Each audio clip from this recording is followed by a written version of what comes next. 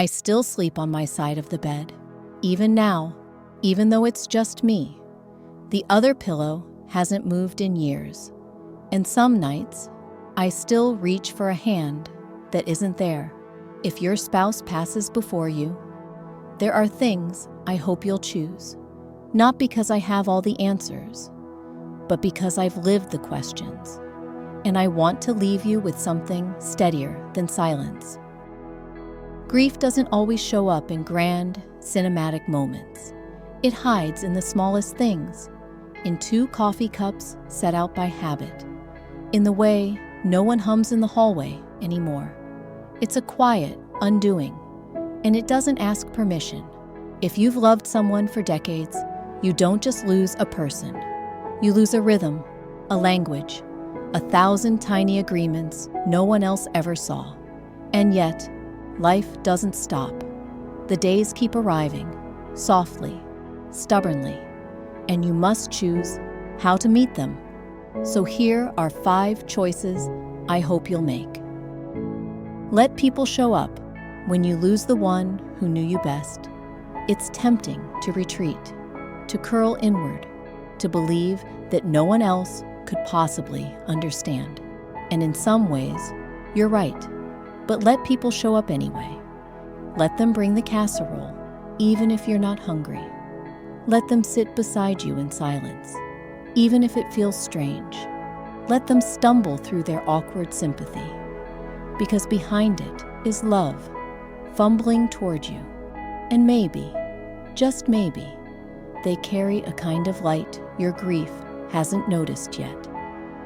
Keep their story moving.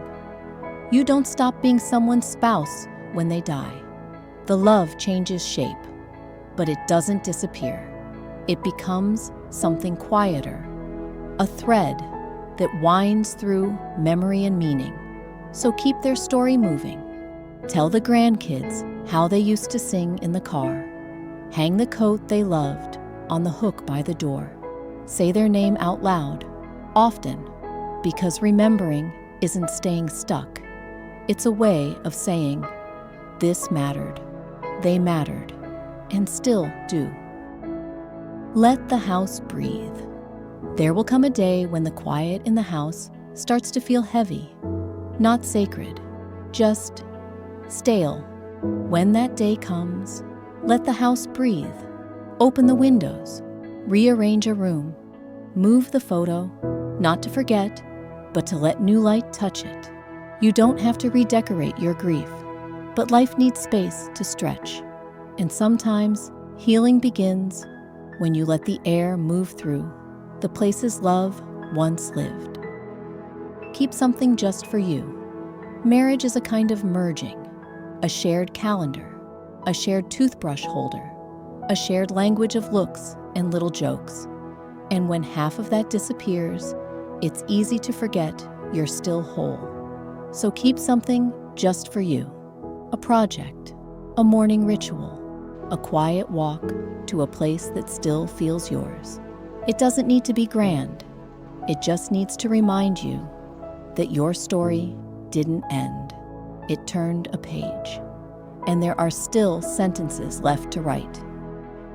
Let love find you again. This one is the hardest, and I say it gently.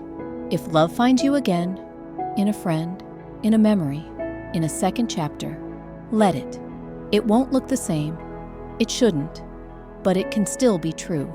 Love after loss isn't betrayal. It's resilience. It's life whispering, you are still capable of joy. And no one who truly loved you would want you to live the rest of your life only surviving. Grief changes, but it doesn't end. Some days, it feels like a shadow. Other days, a sudden wave. But over time, you learn to carry it like a photo in your wallet. Close, private, always there, but not always heavy. If your spouse passes first, I hope you let the world hold you for a while. I hope you give yourself permission to laugh again, to cook their favorite meal just for you, to dance alone in the kitchen when no one is watching. You are not half of something broken. You are a whole human being with years of love still in your hands. And your life, even now, still holds meaning. Their story shaped you, but your story isn't over. So if this is your first night alone, or your 100th, know this: you are not forgotten. You are not unfinished. You are not alone. And if no one has told you lately, I'm proud of you for getting up, for carrying the weight, for continuing, even when your heart wanted to stop. You're doing better than you think, and somewhere in all this quiet, they would smile to see you choosing life again.